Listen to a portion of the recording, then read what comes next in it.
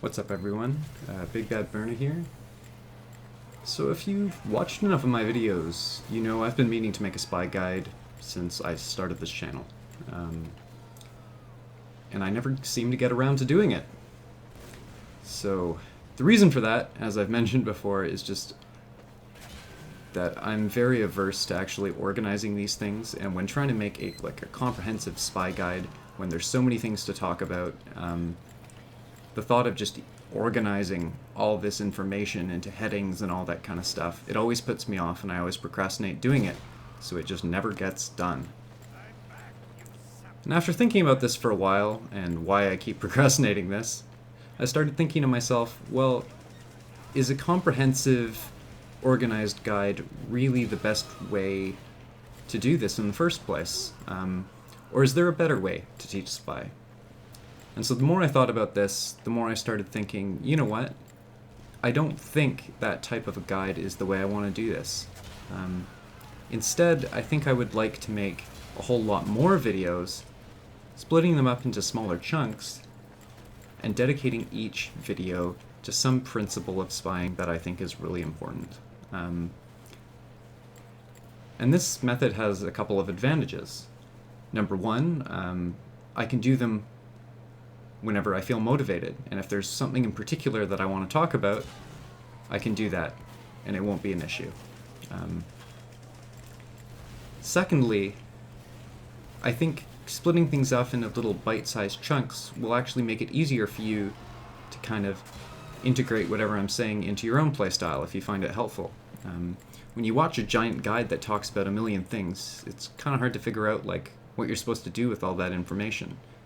Whereas if each of my I forced the heavy to turn. If I have lots of smaller videos that talk about one or two major concepts, I think it'll be a lot easier for you to say, hey, I don't do this, I want to work this into my own playstyle, and I want to practice this. So the more I thought about it, the more I think this is kind of the way I want to do things. So this is going to be the inaugural episode of my spy guide. I'm going to entitle it First Principles. Anyway, while I'm putting out episodes to this guide, I'm going to try to make sure that the clips I get reflect, the theme of the episode or the principle in question. So the theme of this first episode is going to be Don't Be Seen. And that's something I think people think about a lot when they start spy. But it goes a little deeper than that, and that's kind of what I wanted to talk about. One of the most frequent mistakes I see in newer spies, or people who don't play spy at all and are trying out the class, is that they rely way too much on their disguise. They're visible to the enemy for too long. And so the reason this is a mistake is because in TF2, disguises aren't nearly as powerful as you'd think. Now that the game's been out for a long time, people are aware that spies exist, and they're aware what they need to do in order to spy check. They just fire at you, and there's no downside in TF2 to firing at a teammate. You fire at a teammate and they're not a spy, nothing happens. You fire at a teammate and they are a spy, you profit. So any decent player in this game is going to learn to spy check anything that seems even remotely suspicious. So given this fact, it doesn't really make sense to walk in front of enemies for long periods of time, because you're basically just tempting fate. At that point, you've taken control out of your own hands and placed it into the hands of the opponent. You're counting on them to not spy check you. So instead of counting on them to do something, it's usually a better plan to not even give them the chance to spy check you. So how do you do that? Well, the best way to do that is to use your cloak effectively. And this is another thing I see a lot of newer spies struggle with. They don't know when they should be cloaked and when they shouldn't be cloaked. And if you cloak too early, you'll run into issues a lot where you run out of cloak before you get where you want to go. And that'll force you to decloak and take a chance that, the opposing team won't spy check you. So that's one of those issues that can be partially solved just by practicing the class. The more you know the maps, the more you know Spy and how long that cloak is going to last, the better equipped you'll be to deal with, navigating your way around that map. On the other hand, part of it also just has to do with decision making. If you think about where you need to go, and you plan appropriately, you'll be able to get to spots and decloak where people won't expect you. And that's one of those big differentiators between bad spies and good spies, is you don't seem to see the good spies until it's too late, and they've either killed you or a teammate. Whereas I think we've all experienced playing against some of those bad spies, and you know that they're a spy from a mile away, and they never seem to be able to sneak up on you effectively. Spy is a kind of a thinking man's class, and you really, really need to pay attention to your own decision making. So you see in this clip here, I make it all the way behind enemy lines, and I'm pretty safe. Even when I decloak there, there's really no one who can kill me. Flub the stair stab. So you see, I'm cloaking early enough that they're not going to see me. I flicker for a second, and the pyro catches me. Here's a little teaser. I think the next episode in my series is going to be on wild goose chases, and escapes. So, if that's something that you want to learn how to do, or hear me talk about a little bit, that's probably going to be episode 2 in this series. So the other thing I wanted to talk about with regards to never being seen, it really helps if you decloak in blind spots. Now, I've talked about this a little bit before. Everyone in this game has a field of view, right? You can only see in front of you and a little bit to the sides. You can't see behind you or directly to your side. And so by learning where a character can and cannot look at any given point in time, you can decloak in spots where they can't see you. So this spot I'm hanging out in right now is a spot that is kind of a blind spot for a lot of characters, or enemies on the opposing team. So a lot of times they won't look there, and if you decloak somewhere, even if it's in the open, where they can't see you because you're in a blind spot, you'll have a lot of success. There's another blind spot. They're all facing, forward towards my team, and I can just walk up behind them and get 3 easy stabs.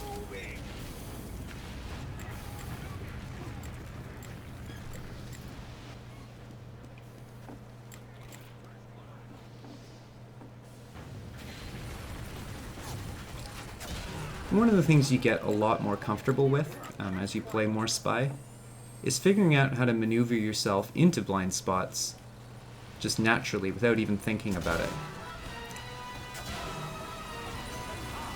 Oftentimes when you watch good spies play, they make the enemy team look kind of stupid because, they make it look easy.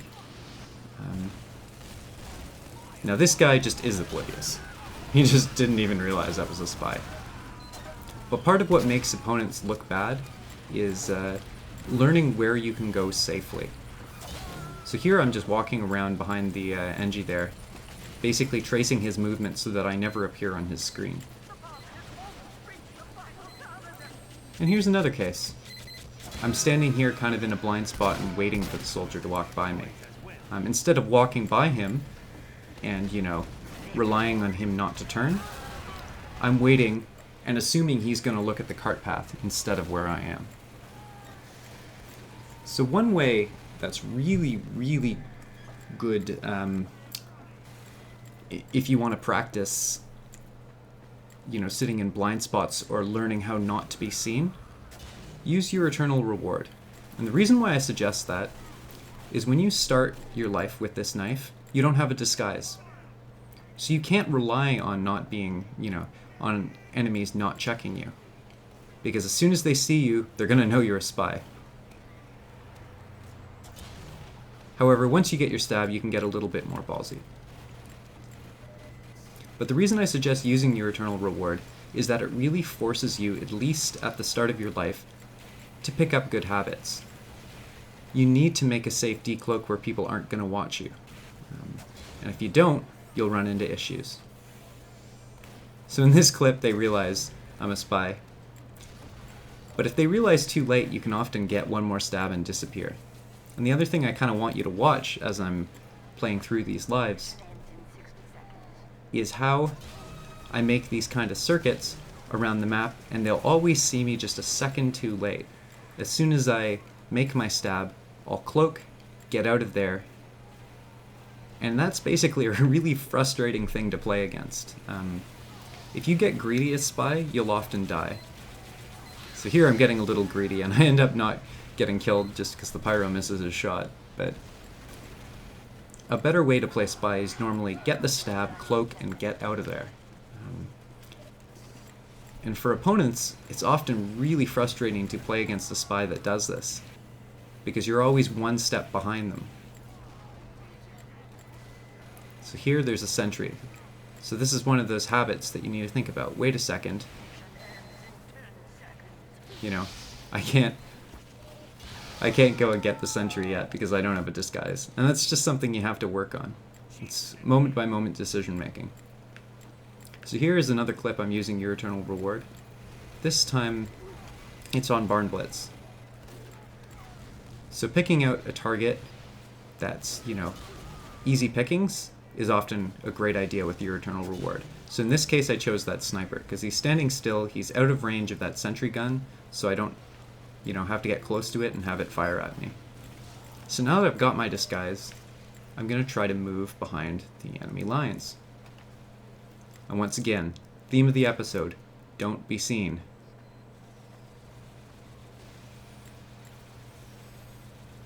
Dropping down from above, often successful. And you see, I never really entered this sniper line of sight. Same thing for the demo and for the pyro. And as soon as I got my stabs, I run away. So I'm not spending very long within people's sight lines. And so even if the soldier catches me, he catches me a little late. And so there's nothing he can really do to stop me.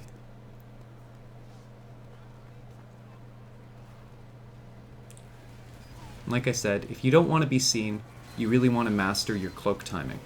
So when you cloak and when you uncloak. If you cloak too early, you'll run out of cloak. If you cloak too late, you'll be seen and they'll track you down. So it's finding that balance, and that has to do with predicting where the enemies are going to be. So here, I'm decloaking close to the soldier, but in a blind spot. I'm still out of his line of sight, and I get an easy stab out of it. Demo can't see me, and I don't even know if the med could see me either. As you can see, patience with the original reward is definitely a virtue. So here, I actually am seen by the NG. So that's when you bust out the tricks. And you see what effect I'm having on their team? The pyro spy checking, the demo spy checking. Now the med is spy checking. All of these people are not helping their team right now because they're worried about spies coming from behind them. And that's the psychological impact you can have on a team. So you see what I did there? That's kind of a common spy technique. As I'm cloaking, I move one way and then I sharply change my direction. Same thing after I picked up that ammo pack. And letting the opponent see you isn't always a bad thing. There I let that med see me, but not in time to actually do anything. I know he's not going to be able to kill me before I get his teammate.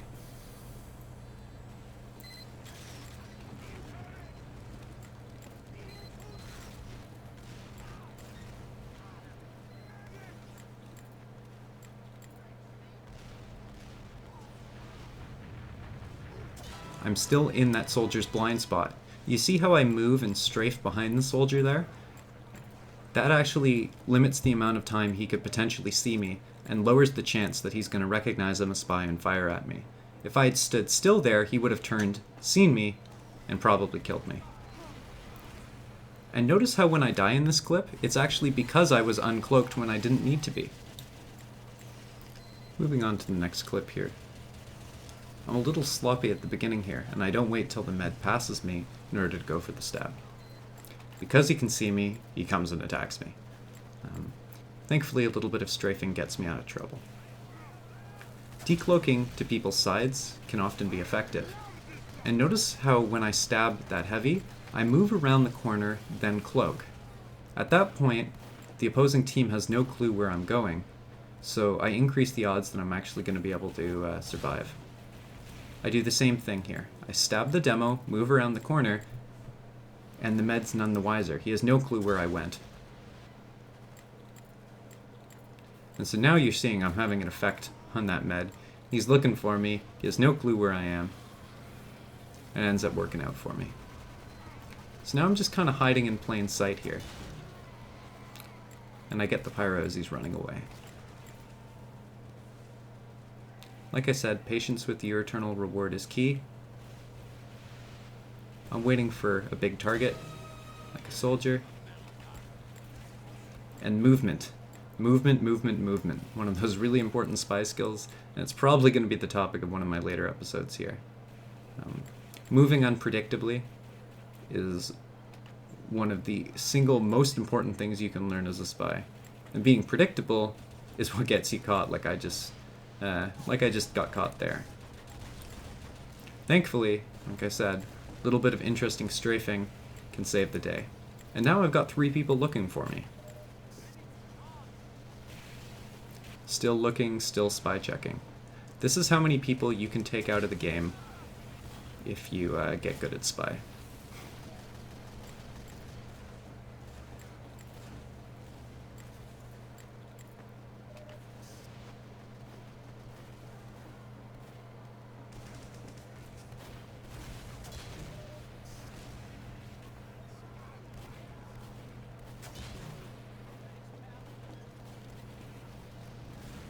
See, once I bump the soldier, I don't even try to go for him. I just try to escape. You know, and staying alive will be very, very helpful as a spy, because it just increases the odds of that you're going to get another opportunity. If you're careful, an opportunity will almost always present itself. And especially when you're on defense, the respawn timers are pretty long, so dying needlessly is usually not a very good idea.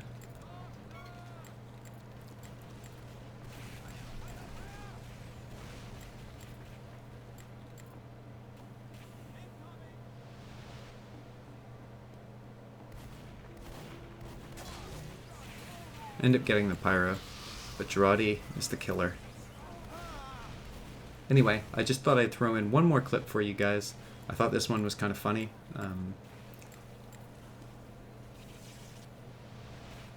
Here I get caught, but I managed to do a little bit of quick thinking, and I managed to escape.